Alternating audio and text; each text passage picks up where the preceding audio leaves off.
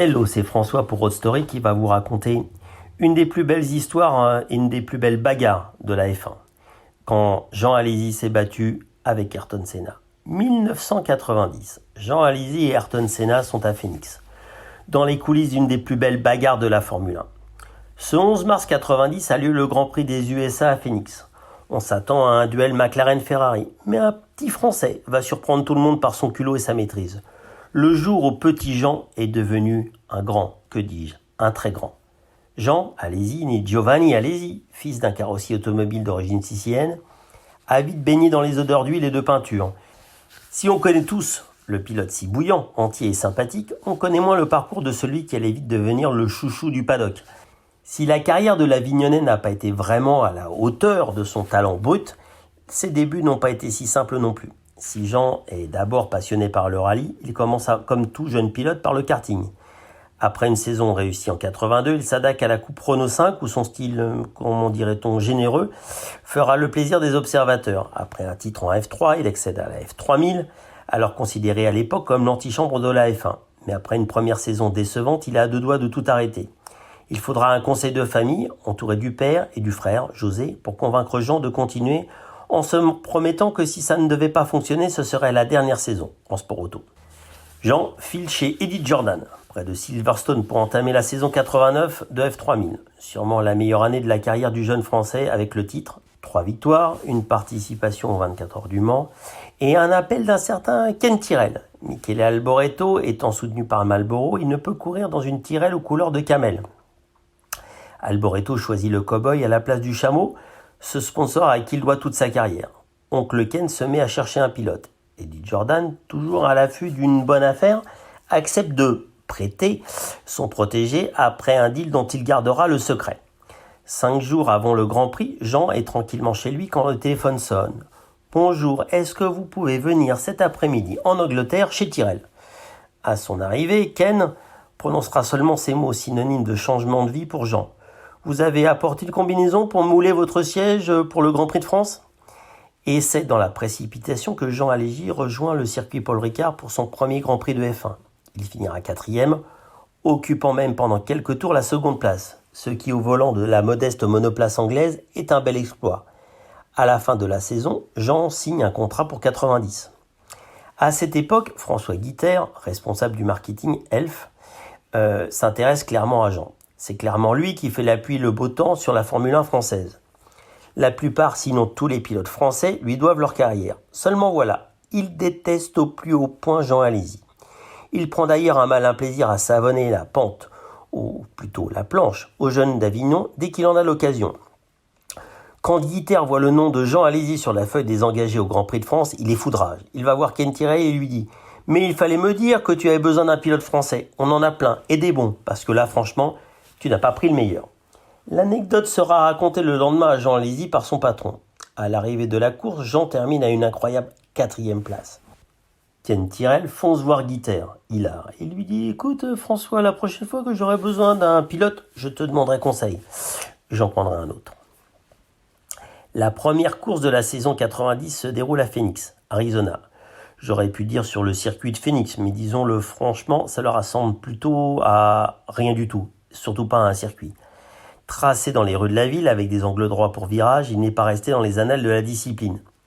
Dès les essais, Jean se fait remarquer en décrochant une belle 4e place sur la grille au volant d'une Tyrrell bleue et blanche, quasiment vierge de tout sponsor. Même si la performance est saluée, on dit à qui veut l'entendre que c'est un peu grâce aux excellents pneus Pirelli très à l'aise en qualification. D'ailleurs, Pierluigi Martini offre ce jour-là à Minardi, la petite écurie, la meilleure qualification de son histoire en plaçant son auto en première ligne à côté de Berger. À cette époque, il n'y a pas encore de manufacturier unique en pneumatique en F1 et les différences entre les Goodyear et les Pirelli amenèrent parfois à des surprises le samedi. Toujours est-il que Jean a l'air d'apprécier l'atypique tracé américain et fait preuve d'une belle confiance pour le dimanche de course. Quelques minutes avant le départ de la course, Jean se trouve sur la ligne de départ lorsque son team manager s'aperçoit qu'il n'a pas de t-shirt inifugé sous sa combinaison. Jean Alesi, surpris par la question, avoue ne s'être jamais préoccupé de ce détail, pourtant obligatoire dans l'équipement du pilote. Un mécano part en courant dans le stand le plus près Pour en emprunter un, arrivé chez McLaren, un membre de l'équipe ouvre une armoire, en sort un t-shirt inifugé brodé aux couleurs d'Ayrton Senna. Jean est équipé et peut s'asseoir dans sa Tyrrell. Alesi sait qu'il peut réaliser une belle course ici, justement grâce aux pneumatiques italiens, mais aussi à ce circuit si spécial qui lisse davantage l'expérience. Cela se vérifie au feu vert quand il reste à fond sur la voie de gauche et retarde au maximum son freinage pour s'installer en tête au premier virage, croisant la trajectoire d'un Berger qui ne s'y attendait pas.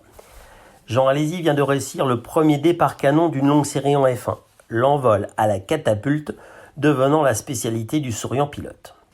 Dans sa monoplace, le Jean n'en revient pas, il déclarera plus tard, à la fin du premier tour, j'étais comme un fou. Je venais de mener un tour en Grand Prix. La seule chose à laquelle je pensais, c'était de savoir si mes potes d'Avignon étaient devant leur télévision. J'en finis le premier tour en tête, puis le deuxième, et à chaque tour grappille un peu d'avance sur le Brésilien. L'écart entre les deux hommes finit par atteindre 8 secondes au 10e tour, puis 10 secondes au 14e. Ayrton Senna envisage à un instant de s'arrêter pour chausser d'autres pneus tant il peine à revenir sur son rival du jour. Il faudra attendre quelques dizaines de tours que sa monoplace retrouve un peu d'adhérence en perdant le poids de l'essence consommée, pour que la différence de puissance se fasse sentir. Senna pointe son nez derrière la boîte de vitesse de la monoplace bleue de Jean. Quand l'homme au casque jaune fait l'intérieur à Jean, le sort de celui-ci semble scellé. Mais dès le changement de direction suivant, le Français reprend son bien, aussitôt. Dans les stands, tout le monde reste bouche bée devant l'insolence du jeune pilote, se permettant de dépasser Sa Majesté Senna sans même un regard. À ce moment-là, personne ne pense une seconde que le jeune intrépide va garder cette place plus de quelques centaines de mètres. Quelques virages plus loin, Senna déboîte au bout de la ligne droite et se retrouve une nouvelle fois à la hauteur de la frêle Tyrrell. La messe est dite, Senna va finir tranquillement ce Grand Prix à un rythme de sénateur à la place qui lui est due. La pugnacité et la rage intérieure de Jeannot semblent en décider autrement. Dès le virage d'après, Alesi rend la monnaie de sa pièce au Brésilien et reprend la tête de la façon la plus virile qu'il soit. On imagine Ayrton furibond sous son casque, navré de se voir chahuté par une écurie de fond de grille. En fait, il semblerait plutôt que celui-ci apprécie la petite bagarre et se prenne au jeu du « je te double, tu me redoubles ». Le duel est lancé et se joue au centimètre près. Tant les deux monoplaces sont proches de se toucher par moments. Les deux pilotes sont seuls au monde, bien loin devant la troupe des poursuivants. Les deux compagnons d'échappée ne vont pas s'ennuyer. On se croirait revenu au temps du duel Villeneuve-Arnoux à Dijon en 79. Avant chaque virage, Ayrton déboîte pour doubler Jean, y parvient parfois, mais se fait systématiquement repasser par la virevoltante monoplace anglaise conduite par notre Français. Sur le muret des stands, Ken Tyrrell est totalement hilar. À chaque dépassement, il éclate de rire. Son écurie est très loin de son faste d'antan. Il ne dissimule pas son plaisir de voir sa jeune recrue défier ainsi le meilleur pilote du monde. Jean Alesi avait pris le départ en pneus intermédiaires. À vrai dire, la logique veut que quand on part devant, on chausse des pneus tendres. Mais il n'avait pas prévu de se retrouver en tête et donc de jouer la performance. Néanmoins, ces pneus un peu plus durs lui ont permis de tenir quelques dizaines de tours de plus. Mais à ce rythme, ils finissent par, évidemment, se dégrader. Senna prend la tête, et cette fois-ci pour de bon. Non sans mal, Jean tente coûte que coûte de l'en empêcher. Les deux compagnons reviennent sur les retardataires, et à l'entrée de certains virages, c'est à 4 de front que la course se joue. On apprendra plus tard que depuis plusieurs tours, Ken Tyrrell hurlait dans la radio d'Alesi, lui réclamant d'assurer les points de la seconde place, synonyme de rentrée d'argent pouvant assurer l'avenir de Tyrrell. Le légendaire patron anglais s'est bien amusé, mais maintenant il faut ramener la voiture entière. Arrivé au parc fermé, Jean Alesi rejoint Senna. Le Brésilien a passé un bon moment et il vient saluer et féliciter le jeune Avignonnais.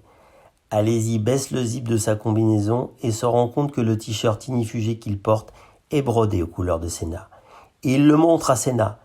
« C'est normal que je sois rapide aujourd'hui. Regarde ce que je porte. » Ayrton devient blême. Il harcèle le jeune Français de questions. « Mais tu as eu ça où ? Qui t'a donné ça ? Un mécano ? Lequel ? Il s'appelle comment ?» Senna est extrêmement croyant et faisait bénir toutes ses affaires de course. Voilà comment gâcher le podium d'un triple champion du monde. Senna ne lui en voudra pas et les deux hommes conserveront un respect mutuel immense. C'est ça, les vrais champions. Ken, pour finir, n'en revient pas. Son poulain vient de finir à une superbe seconde place. Après avoir savamment arrosé le petit Français de champagne, il lui rendra hommage en conférence de presse d'après-course, en saluant la belle course du pilote Tyrrell et en lui promettant un bel avenir. Ayrton ponctuant lui aussi par « C'est ainsi que la course doit être. Merci Jean ». Ce jour-là, Jean, adoubé par le roi Senna, est devenu prince de Phénix, et ainsi le pilote avec qui il faudra compter. Les deux pilotes se retrouveront en principauté de Monaco quelques semaines plus tard pour un autre doublé du même ordre. Cette course aura également marqué les patrons d'équipe et notamment Sir Frank Williams qui s'empressera de faire signer un pré-contrat à l'Avignonnais pour l'année suivante. Jean ne conduira pourtant jamais de Williams. Frank devait signer le contrat définitif avant le Grand Prix de France, mais ça ne se passera pas comme ça. Mais ça, c'est une autre histoire.